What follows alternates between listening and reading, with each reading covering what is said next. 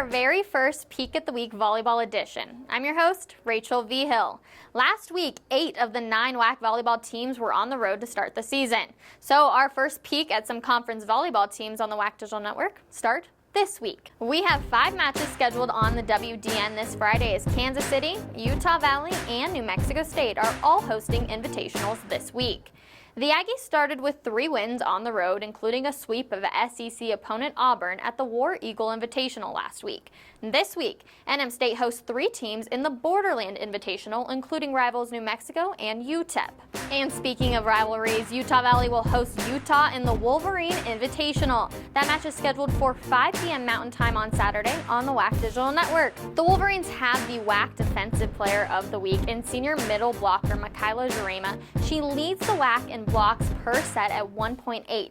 The Utes are ranked number 19 in the country and swept number 7 ranked Kentucky last week.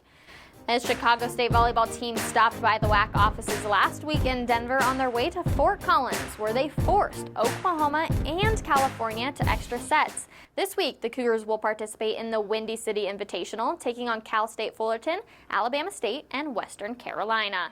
Kansas City put quite a scare into Kansas as the Roos jumped out to a 2-1 advantage before falling 3 sets to 2.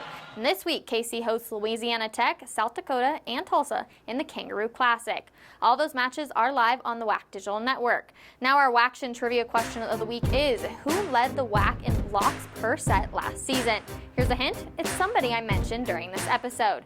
The first person to DM me with the correct answer will be in the running for a WAC prize pack, and I promise you guys it's going to be something you guys want. So we'll see you guys next time. For the WDN, I'm Rachel V. Hill.